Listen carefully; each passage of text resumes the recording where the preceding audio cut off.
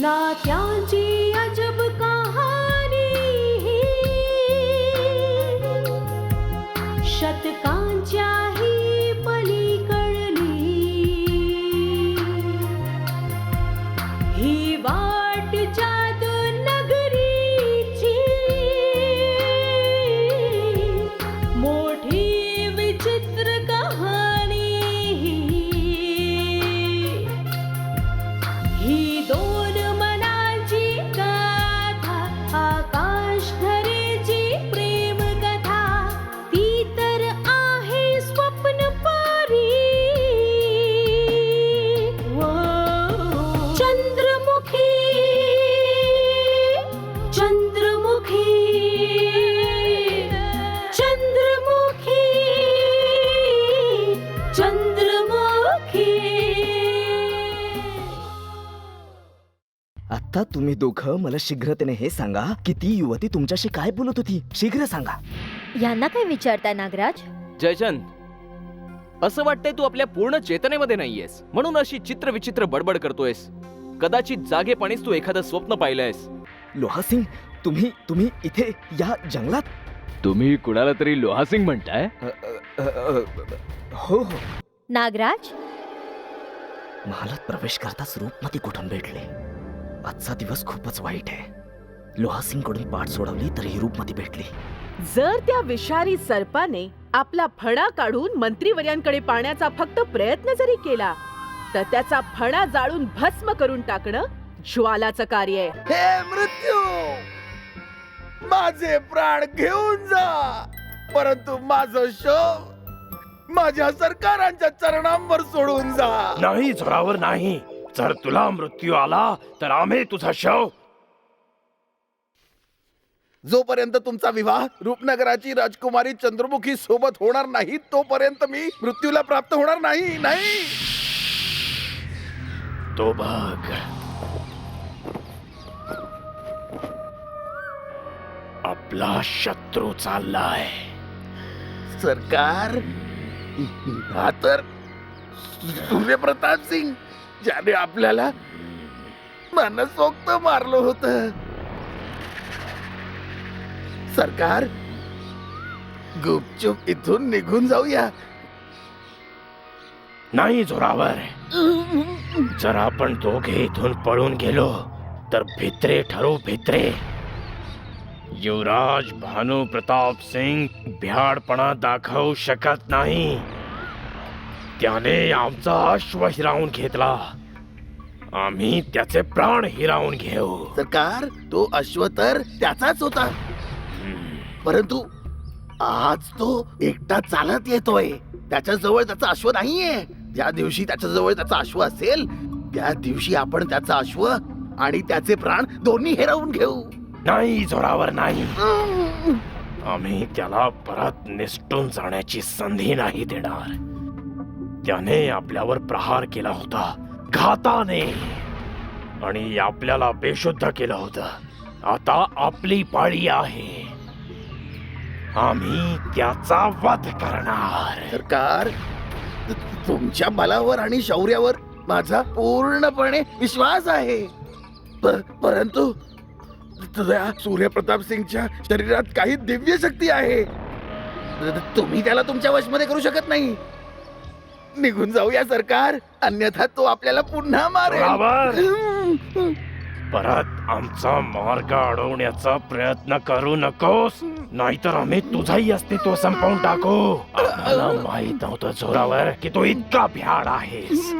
त्या युवराजाने आमचा अपमान केलेला आहे। युवराज भानू प्रताप सिंग सर्व काही सहन करू शकतो, परंतु अपमान नाही सहन करू शकत. आज आम्ही त्याचं शिर त्याच्या धडापासून वेगळं करणार आणि त्याच्या रक्ताने होळी खेळणार. तुम्ही तर योग्य बोलत आहात सरकार. आणि हे तर मी विसरलोच होतो की मी सुद्धा एक राजपूत आहे आणि माझ्या शरीरात सुद्धा राजपुतांचं रक्त वाहत आहे. मी माझं शिर सुद्धा कापून देऊ शकतो, परंतु आपला अपमान सहन करू शकत नाही. जर आज हा सूर्यप्रताप सिंग तुमच्या हातातून वाचला तर मी जोरावर त्याचा वध करून टाकेन. तुम्ही पुढे पुढे चालत राहा, मी मागे मागे येतो. वा जोरावर, ही झाली ना शुरांची गोष्ट. आज रूपनगराच्या या जंगलाची धरती या युवराजाच्या रक्ताने माखली जाईल. चल.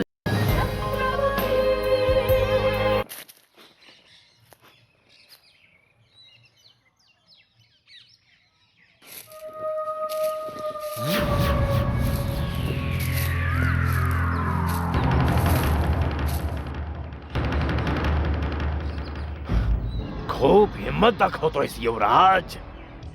मृत्यूला समोर उभा पाहून सुद्धा हसतोयस. हसून घे, अजून हसून घे, कारण की आजच्या नंतर तुझ्या या ओठांवरती कधीच हसू असणार नाही.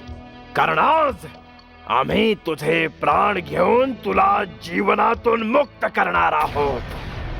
जर तुम्ही तुमचे प्राण वाचवू इच्छिता तर आमच्या महाराज युवराज भानुप्रताप सिंगाच्या चरणावर डोकं ठेवून दयेची भिक्षा मागा. जर आमच्या महाराजांना तुमच्यावर दया आली तर कदाचित तुमचे प्राण वाचू शकतील. अन्यथा आज तुमचे प्राण ईश्वराला समर्पित होतील. मनुष्य एक नाही दोन दोन. आम्ही केवळ मनुष्य नाही, आम्ही अलकापुरीचे युवराज भानू प्रताप सिंग आहोत. आम्हाला आदराने युवराज म्हणून हाक मार. माहित नाही कुठल्या अडाणी गावढळ देशातला युवराज आहेस तू, ज्याला धडपणे बोलताही येत नाही. आता उभ्या उभ्या इतकेही हसू नका. शीघ्रातिशीघ्र आमचा अश्व आम्हाला परत करा, अन्यथा माझे सरकार तुमचे प्राण घेतील. तुम्हा दोघा मनुष्यांना आमचा प्रणाम. याला काय झालं सरकार? ह्या युवराजाने अचानक आपला सूर कसा बदलला? तुमच्या बरोबर मलाही आदरसन्मान देतोय. मृत्यूच्या भीतीने सत्य बोलतोय हा. मृत्यूची भीती चांगल्या चांगल्यांना सरळ करते. आणि मग हा तुच्छ देशाचा येवलूसा युवराज स्वतःला यमराजा समोर पाहून घाबरलाय. शीघ्र सांग, आमचा अश्व कुठाय? महानुभाव, अजूनपर्यंत आपला परिचयही नाही. आपण एकमेकांना अनोळखी आहोत. तर भले तुमच्या अश्वाबद्दल कसं सांगू शकतो? का तुमचा अश्व कुठे हरवला आहे? हे याला काय झालंय? हा मलाही युवराज म्हणून संबोधित करतोय. सरकार, याच्या माराने तर माझी कंबर आजही दुखते. असं वाटतंय की मृत्यूच्या भीतीने नाटक करतोय. युवराज, आम्हाला शीघ्र सांग की आमचा अश्व कुठे आहे. जर आम्हाला आमचा अश्व मिळाला तर आम्ही तुला अधिक त्रास देणार नाही, परंतु नाही मिळाला तर मृत्यूपूर्वी तुला खूप त्रास सहन करावा लागेल. असं वाटतंय की जंगलात भटकून भटकून तुम्हा दोघांची बुद्धी भ्रष्ट झाली आहे. जर तुम्ही आम्हाला सांगितले की तुम्ही कोण आहात आणि कुठे जाऊ इच्छिता तर आम्ही तुमचा मार्ग सांगण्यासाठी तुमची पूर्ण सहाय्यता करू, परंतु तुम्ही आमची सहाय्यताही घेऊ शकत नाही. सरकार, हा युवराज जंगलात इकडे तिकडे भटकून वेडा झाला आहे. बघताय ना तुम्ही कसली विचित्र बडबड करतोय. सरकार, याला तर मृत्यूचीही भीती नाहीये आणि हा नाटकही करत नाहीये. सरकार, जर हा घाबरला असता तर आपल्यापासून पळून जाण्याचा प्रयत्न केला असता. ना हा इथून पळतोय आणि नाही आपल्याला आपला अश्व परत देतोय. हा तर केवळ आपल्याला आपला परिचय विचारतोय. हो जोरावर, आम्हालाही असंच प्रतीत होत आहे की या मायावी जंगलात भटकून भटकून हा वेडा झालेला आहे आणि वेडाच्या भरात याने आपला अश्वही कुठे गमावलाय. आता हे तर माहित नाहीये सरकार की याने आपला अश्व गमावला आहे की याच्या अश्वाने या वेड्याला गमावला आहे. परंतु एक गोष्ट तर आपल्या लक्षात आली आहे की हा युवराज इकडे तिकडे भटकून वेडा झाला आहे. सरकार, जर इतका मोठा महान योद्धा रूपनगराच्या जंगलात अर्धा रस्त्यात वेडा होऊ शकतो तर आपलं काय होणार सरकार? आपल्याला तर अजून पूर्ण जंगल कापायचं आहे. सरकार, मला इथून घेऊन चला मला इथून, नाहीतर मी या युवराजाला बघून अवश्य वेडा होईन. हो, तुम्ही आम्हाला युवराज का म्हणताय? आम्ही कोणी युवराज नाही. आम्ही तर आमच्या गुरुदेवांचे शूद्र सेवक आहोत. जर तुम्ही आमच्या महाराजांना भेटलात तर प्रसन्न होऊन त्यांची पूजा कराल. ते तुमची पूर्ण सहाय्यता करतील. चला, आम्ही तुम्हाला त्यांच्या मंदिरात घेऊन जातो. आम्ही कुण्या महाराजांना मानत नाही. आम्ही स्वतःची सहायता स्वतः करतो. आणि असं वाटतंय की या मायावी जंगलातील कुठल्या तरी मायावी शक्तीची सावली तुझ्यावर पडली आहे, म्हणूनच तुझी बुद्धी भ्रष्ट झालेली आहे. सरकार, आपली ही बुद्धी भ्रष्ट होण्याआधी आपण इथून निघून जाऊया. इथं तर चारही बाजूला मायावी शक्तींचा प्रकोप आहे. जर या मायावी शक्तींचा प्रकोप आपल्यावर झाला तर काय होईल? सरकार, मला तर आतापासून तुमचे मुख अस्पष्ट दिसते. जर मी तुम्हाला विसरलो तर होऊ शकतं की तुम्हीही राजकुमारी चंद्रमुखींना विसरा. नाही, आम्ही आमच्या राजकुमारी चंद्रमुखीला कधीच विसरू शकत नाही. सरकार, काहीतरी भांगड आहे. पळा पळा! सरकार, तुम्हाला राजकुमारी चंद्रमुखींची शपथ, अजिबात मागे वळून पाहू नका. मी येतोय. थांबा, तुम्ही गुरुदेवांना भेटल्याशिवाय कसं काय जाऊ शकता? युवराज,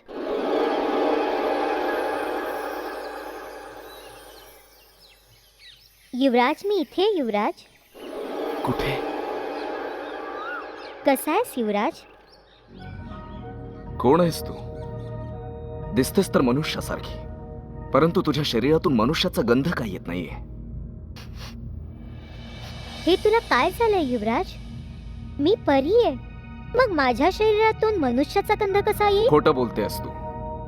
भले धरतीवर कुठली परी का येईल, तू तर कुठल्या तरी दूर देशातून आलेली सुंदर मनुष्य आहेस. तुझं रूप इतकं सुंदर आहे. काय नाव आहे तुझं? मी परिपराग्नी आहे युवराज.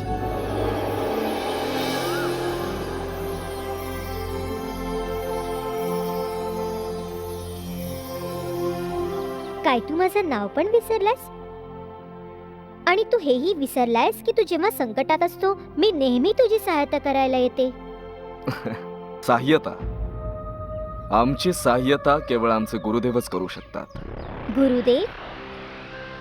या जंगलात असे कोणते गुरुदेव आहेत ज्यांची तू इतकी ईश्वरासारखी भक्ती करतोस? आमचे गुरुदेव रूपनगरच्या जंगलाचे सम्राट आहे. त्यांच्या समोर विश्वातील कोणतीही शक्ती टिकू शकत नाही. तू आमच्या गुरुदेवांना भेटू इच्छितेस का? असं वाटतंय की तू रूपनगरच्या कुठल्या तरी मायावी शक्तीच्या जाळ्यात अडकलायस.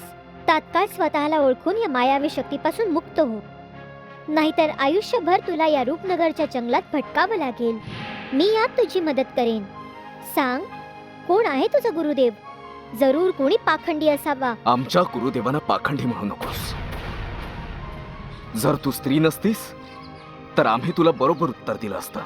आमचे गुरुदेव ईश्वर आहे, जे रूपनगरातील या जंगलात भटकलेल्या मनुष्यांवर बालकाप्रमाणे प्रेम करतात. जर तू देखील त्यांना एक वेळ पाहिलंस तर तूही त्यांची भक्त होशील. आम्ही चांगल्याच प्रकारे ओळखतो की तू रूपनगराच्या जंगलात भटकत असलेली कुणी मनुष्य आहेस. जर आत्ताही कुठली सहाय्यता हवी आहे तर वेळ गेलेली नाहीये. आम्ही तुला आमच्या गुरुदेवांजवळ घेऊन जातो. एक वेळ आमच्या गुरुदेवांना पाहशील तर आश्चर्यचकित होशील आणि गुरुदेव तुला पाहून मोहित होतील. पाहावंच लागेल की या भोळ्या युवराजाचे गुरुदेव कोण आहेत. अधिक विचार करून तू आपली ऊर्जा नष्ट करू नकोस. आरतीची वेळ झालेली आहे. गुरुदेवांच्या मंदिरात स्वादिष्ट प्रसादाचा भोग दिला जातो. एक वेळ ग्रहण करशील तर जीवनातील सर्व दुःख दूर होतील. ठीक आहे युवराज, मी अवश्य येईन. गुरुदेव तुझ्यासारख्या सुंदर युवतीला पाहतील तर अतिप्रसन्न होतील. चल.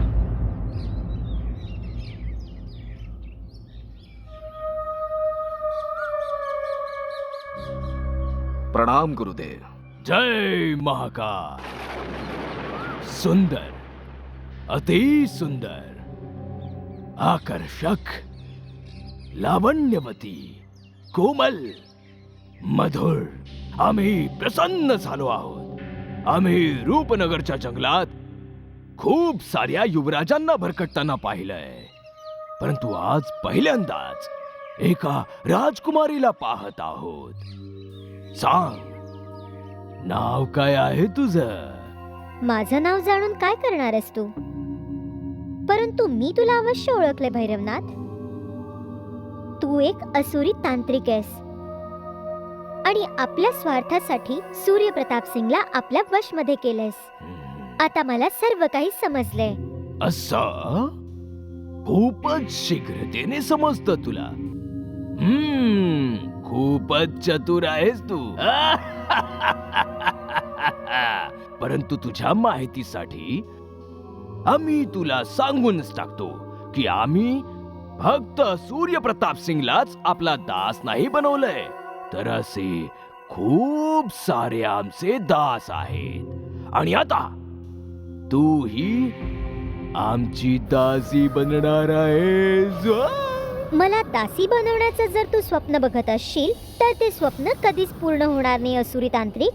तुझ्या शक्ती अजून इतक्या श्रेष्ठ नाही झाल्यात की ज्याने तू मला दासी बनवशील. जय महाकाल.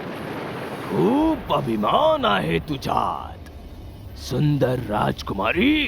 तू बघ, तुझा हा अभिमान आम्ही आता चक्काचूर करून टाकतो. आपणी लवायच्या आत तू आमच्या चरणांवर लोटांगण घेऊन दयेची भीक मागशील. या चरणांवर लोटांगण घे. ओम ह्रीम क्लीम फट.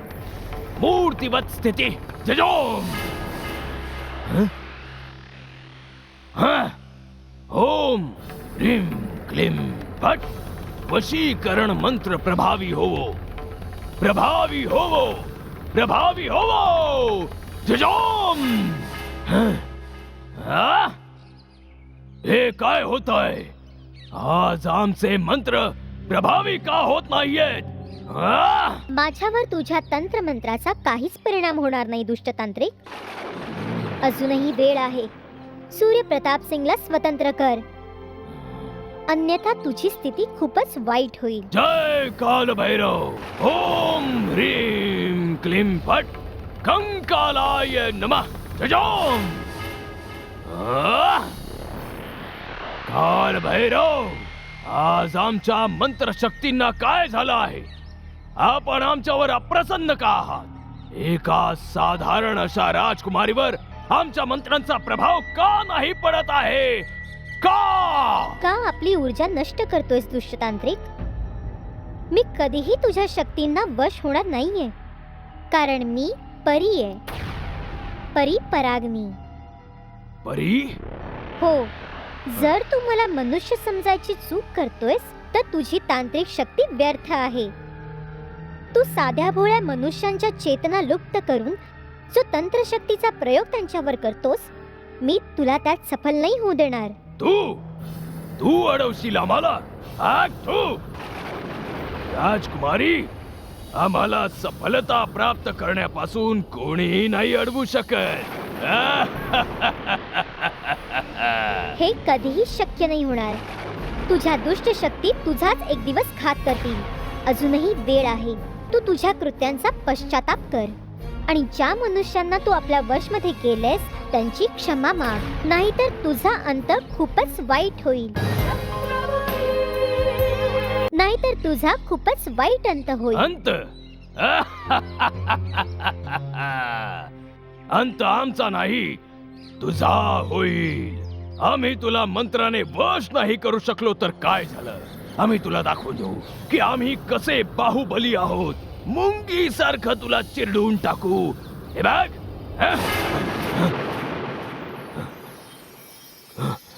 कुठे गेली? काय झालं गुरुदेव? ती सुंदर राजकुमारी तर फुलपाखराप्रमाणे उडाली. आम्ही पहिल्यांदाच मनुष्याला उडताना पाहिलं. कारण तू कुण्या मनुष्याला नाही तर एका परीला पकडलं होतंस. परी होती, परंतु आम्हाला तर वाटलं की ती कुणी मनुष्य आहे. परी ही मनुष्यांप्रमाणेच दिसते, परंतु तिला मनुष्यांप्रमाणे गंधही येत नाही. आणि हेच लक्षण ओळखण्यामध्ये तू चूक केलेली आहेस, आणि म्हणूनच आमचे तंत्रमंत्र सर्व निष्प्रभ ठरले आहेत. क्षमा करा गुरुदेव, इथून पुढे अशी चूक नाही होणार. पुढच्या वेळी आम्ही चांगल्या प्रकारे पारखूनच मनुष्य घेऊन येऊ. स्मरण राहू दे, या मायावी जंगलामध्ये कित्येक मायावी शक्ती फिरत आहेत, परंतु तुला मनुष्यांचा गंध ओळखूनच मनुष्यांनाच पकडायचा आहे आणि आमच्या समोर घेऊन यायचं आहे. आमचा दास लोहा सिंग माहित नाही कुठे भटकत आहे. सरकार, हे रूपनगराचं जंगल तर समाप्त होण्याचं नावच नाही घेत. परंतु मला एकाच गोष्टीचा आनंद आहे की आपण रूपनगराकडे चाललो आहोत. सरकार, मी तर त्या दिवसाची आतुरतेने प्रतीक्षा करतोय ज्या दिवशी तुमचा राजकुमारी चंद्रमुखींशी विवाह होईल. राजकुमारी चंद्रमुखी बनतील तुमच्या महाराणी आणि तुम्ही बनाल रूपनगराचे महाराज.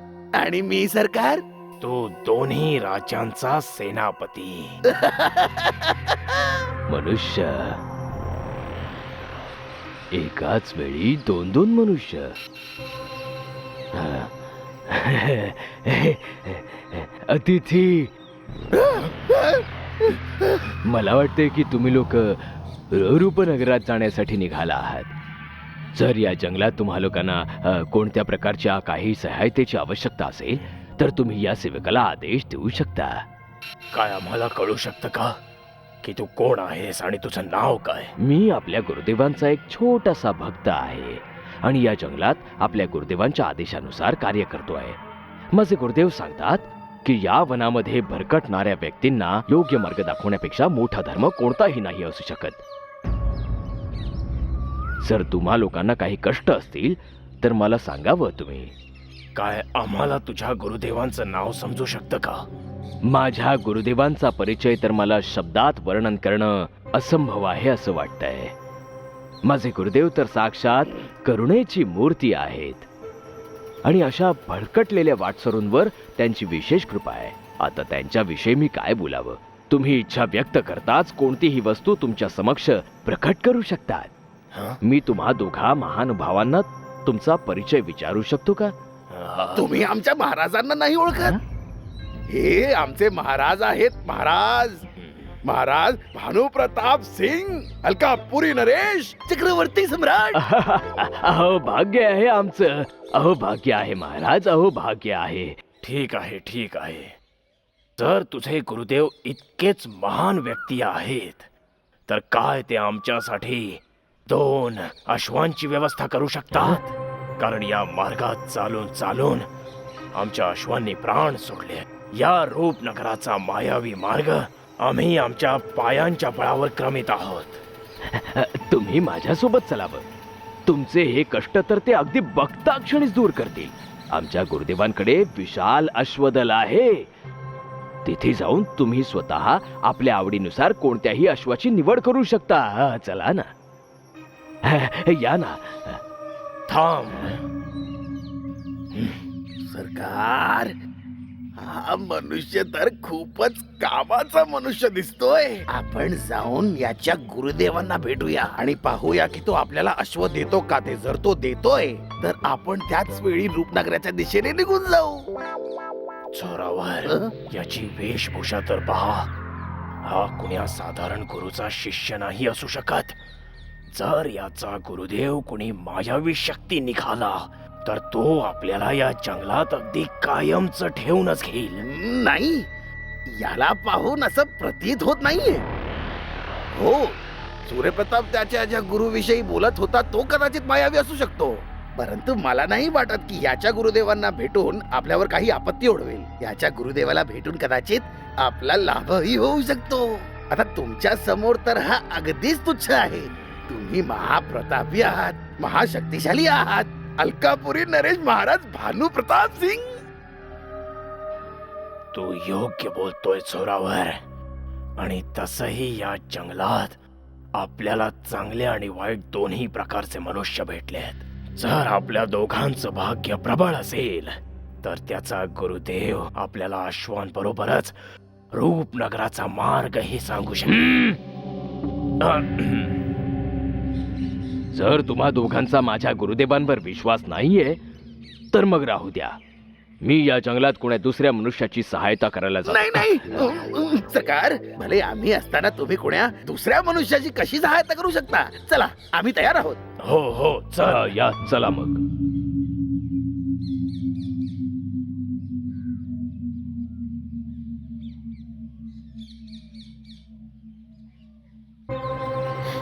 अरे प्रभू, तुम्ही आलात?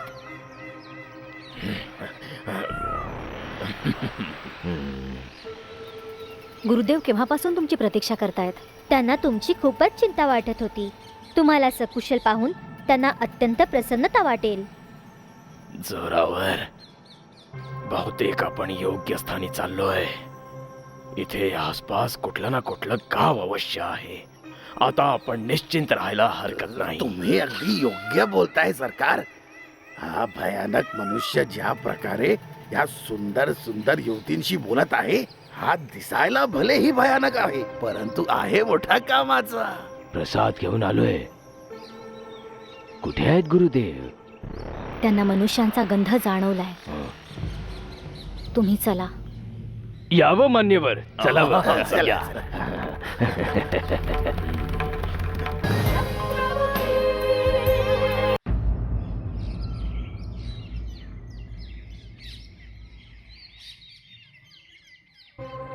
जय महाकाल. सरकार, हा तर तोच भैरवनाथ आहे जो मनुष्याचा शिर कापून टाकतो. सरकार, पळा. धोका पळा तू इथून. आम्हाला धोका दिलास. जिजोम.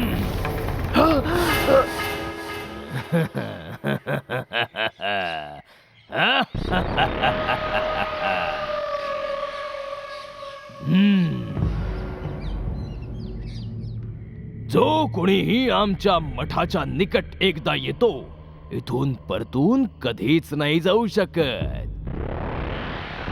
तुम्ही दोघेही आता आमचे दास झाला आहात आणि जे कार्य युवराज सूर्यप्रताप आणि लोहासिंग आमच्यासाठी करत आहे, आता तुम्ही दोघे तेच कार्य आमच्यासाठी करा.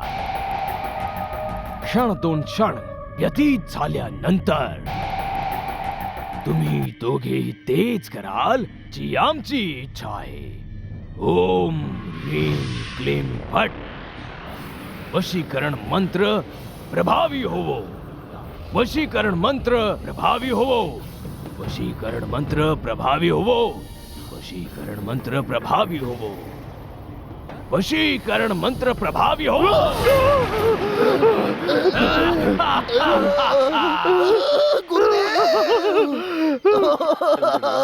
प्रणाम प्रणाम गुरुदेव, प्रणाम.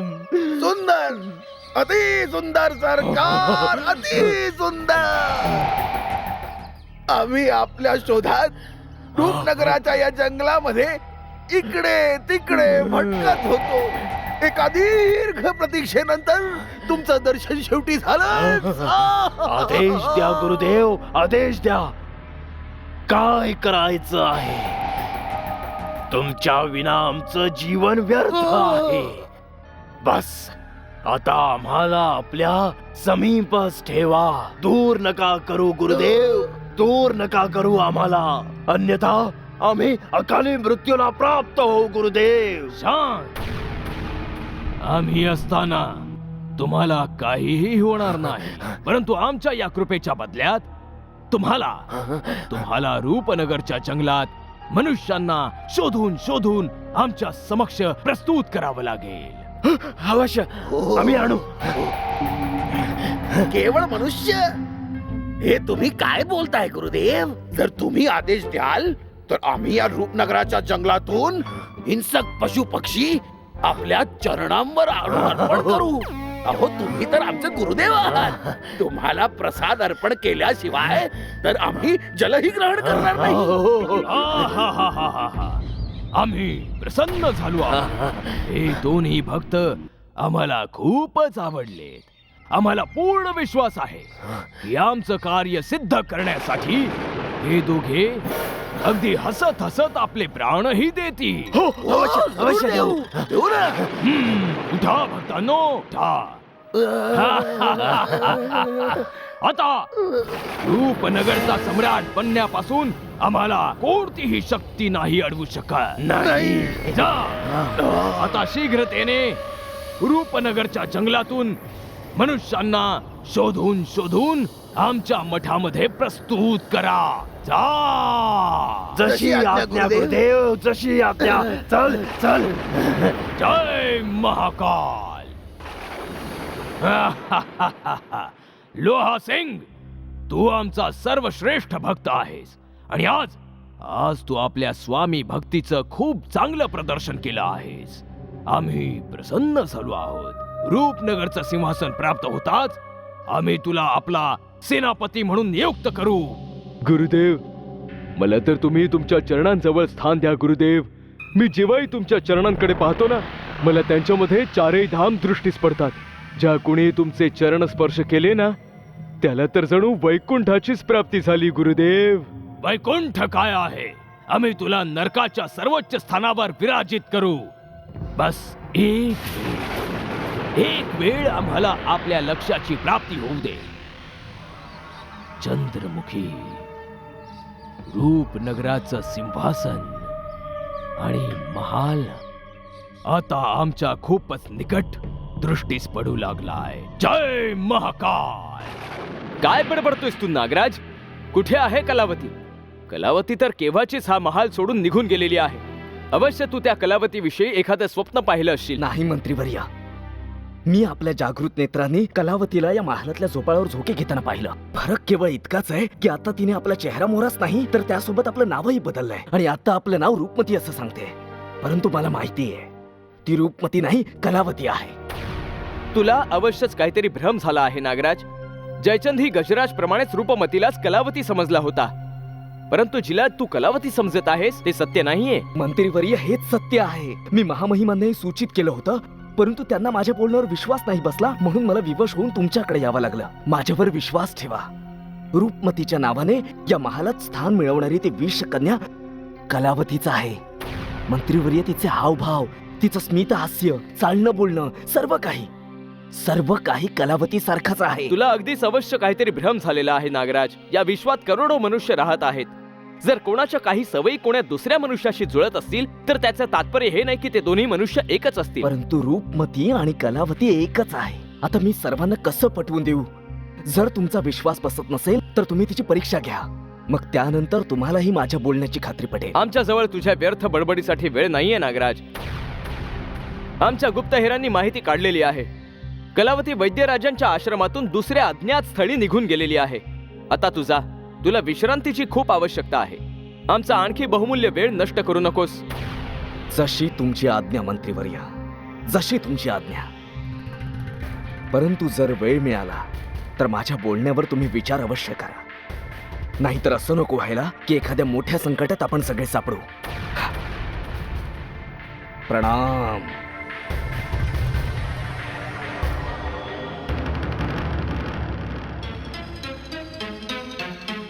एकाच वेळी आमच्या दोन सेवकांना असा भ्रम कसा काय होऊ शकतो? जयचंद ही महालाच्या मार्गिकेतून कलावती कलावती म्हणून ओरडत होता. काहीशी तशीच अवस्था नागराजची देखील होती. आम्हाला आपल्या शंकेचं निरसन करायला रूपमतीचं दर्शन स्वतःच करायला हवं, जिने आमच्या सेवकांना इतकं भयभीत करून टाकलेलं आहे.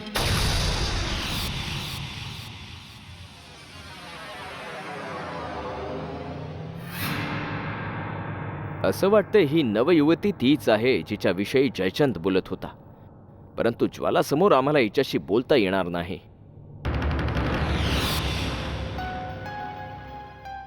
प्रणाम मंत्रीवर्य. आम्ही यापूर्वी तुला या महालात कधीही नाही पाहिलं. कोण आहेस तू? माझं नाव रूपमती आहे. रूपमती? तुझं नावही यापूर्वी आम्ही कधी ऐकलेलं नाही. मी महालातही अगदी पहिल्यांदाच आले आणि माझी तुमच्याशी भेटही पहिल्यांदाच होतीये. म्हणून तुम्हाला सर्व काही नवं नवं वाटतंय हुजूर. केवळ तुझी वाणी यापूर्वी ऐकल्यासारखी वाटते, परंतु आम्ही तुला यापूर्वी कधीही पाहिलं नाही. तुला महालात कोणी पाठवलेलं आहे? मला श्री गजराज सिंगांनी इथे राजकुमारीच्या सेवेसाठी बोलवलंय हुजूर. गजराज सिंगनी तुला या महालात बोलावलं आहे? होय, गजराज सिंग माझे मामा आहे. असं तर तुम्ही गजराज सिंगची भाची आहात. तुम्ही त्यांच्या नातेवाईक आहात हे ऐकून मला अतिप्रसन्नता वाटली. गजराज मामाही तुमची खूप प्रशंसा करत होते. त्यांचं म्हणणं आहे की रूपनगरच्या महालात तुमच्यापेक्षा मोठा महाराजांचा कोणी स्वामीभक्त मंत्री नाहीये. गजराज सिंग स्वतः इतके महान आहेत म्हणून ते सर्वांनाच महान समजतात. रूपमती, जर तुम्हाला महालात कसलीही मदत हवी असेल तर तत्काळ आम्हाला सांगू शकता. आम्ही तुम्हाला लागेल ती मदत अवश्य करू. रूपमती, तुम्ही इथे असताना मला इथे कोणता त्रास होणार आहे हुजूर? परंतु तुम्ही जो मला सन्मान दिलाय त्यासाठी मी सदैव तुमची आभारी राहीन.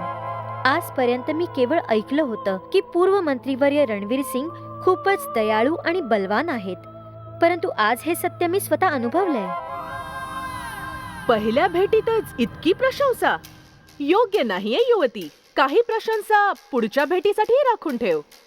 चल रणवीर, आपल्याला आपल्या कार्यात विलंब होतोय. थोडा वेळ आमच्यासाठी विलंब केलात तर काय बिघडणार आहे हुजूर? तुमच्या भेटीनंतर पहिल्यांदाच मला आपलेपणा जाणवलाय. मला मामाश्रींनी जेवढं सांगितलं होतं तुमच्याविषयी, तुम्ही तर त्याहूनही अधिक चांगले आहात. जर मला काही मदत हवी असेल तर मी केवळ तुम्हालाच सांगेन. अवश्य. बरं रूपमती, आम्ही आता निघतो आहोत. आम्हाला महाराजांच्या एका आवश्यक कार्यावर काम करायचं आहे. आपली काळजी घ्या. तुम्हीही स्वतःची काळजी घ्या हुजूर. मी ऐकले की महालात खूप षडयंत्र चालली आहे. महालातल्या कुठल्या षडयंत्र रचणाऱ्याचे इतकं साहस नाहीये की ते रणवीर सिंग विरुद्ध षडयंत्र रचतील. येतो आम्ही.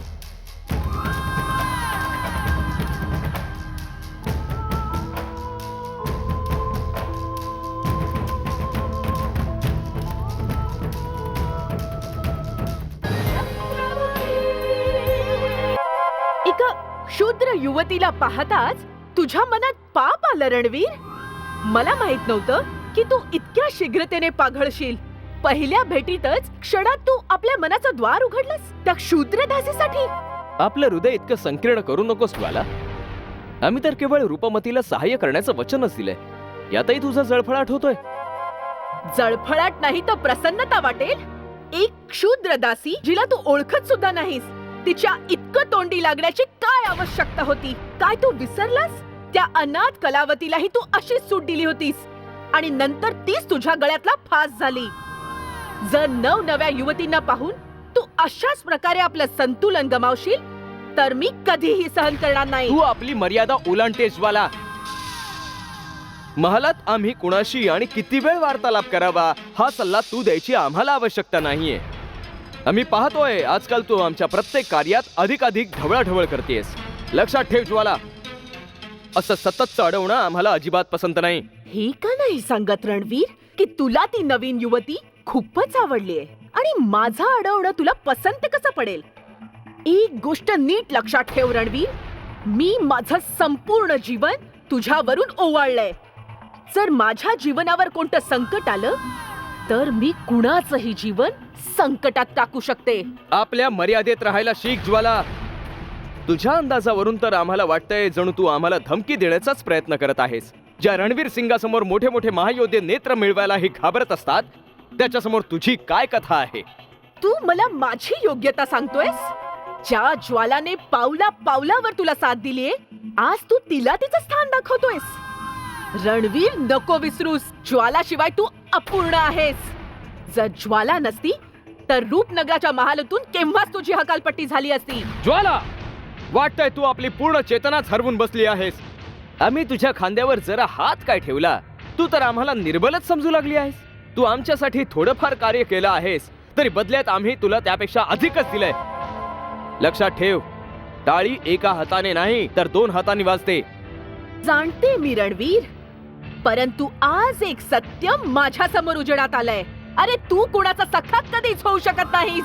जो आपल्या सम्राटाविरुद्ध षडयंत्र रचतोय तो भले कुणासोबत कपट का नाही करणार, परंतु माझी एक गोष्ट लक्षात ठेव रणवीर, ज्वाला जर प्राण देऊ शकते तर प्राण घेऊ सुद्धा शकते. जर माझ्या सोबत कपट करण्याचा प्रयत्न करशील तर तू तोंड घशी पडशील. ही माझी चेतावणी आहे तुला, लक्षात ठेव. असं वाटतंय आमच्या भाग्याच्या ताऱ्यांना अमावस्येच्या काळ रात्रीने गिळंकृत केलंय. आधी तो लोहासिंग वेडा झाला, आता ही ज्वाला देखील वेडी झाली. बहुतेक आम्हाला काही दिवसांसाठी महालापासून दूर शांतीच्या शोधात जंगलात जाऊन राहावं लागेल. जंगलात जाऊन आम्ही ते रहस्यही शोधून काढू ज्यात फसून आमचे समस्त सैनिक वेडे होऊ लागले आहेत. असं तर आता रणवीर सिंग जंगलात जायची तयारी करतोय, परंतु माहिती काढावी लागेल की असं कोणतं रहस्य आहे ज्याने रणवीर सिंग इतका भयभीत झालाय आणि स्वतःच रूपनगरच्या जंगलात जायला इतकी जंगी तयारी करतोय. ही दोन